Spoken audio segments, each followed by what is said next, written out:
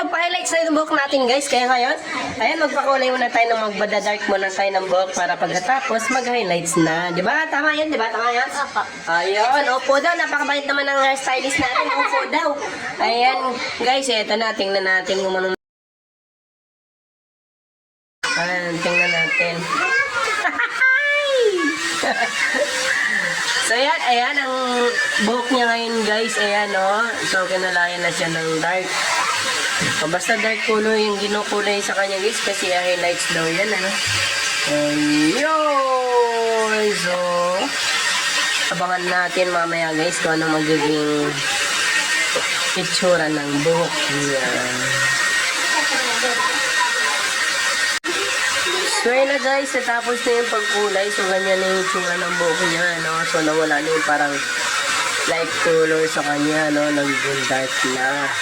Ayan, ang kasunod yan guys, i-highlight na natin yung buhok niya guys. Ayan, so tingnan natin ang kasunod na proseso.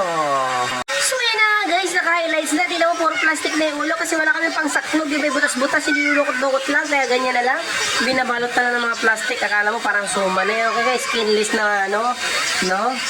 Ayun, ganyan ang itsura niya. Oh, yan. Oh, tingnan, nagalit pa, oh.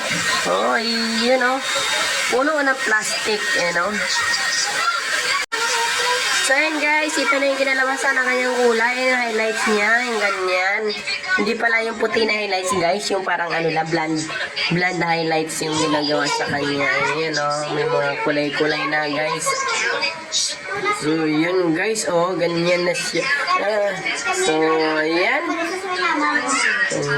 Kita mo yan? Oh, ganyan ang ginawa namin guys. Napakahirap kami magbalot-balot ng plastic sa buhok niya. Ganyan lang palang kalalabasan. Oh, ayan. Oh, tingnan mo. Oh, yung mukha niya ganun pa rin naman. Oh, na nagbago. Oh, ayan na ba? Oh, akala ko parang magbago yung mukha niya. Ganun pa rin naman pala yun. Oh, yun. Oh, tingnan mo. Oh, yun.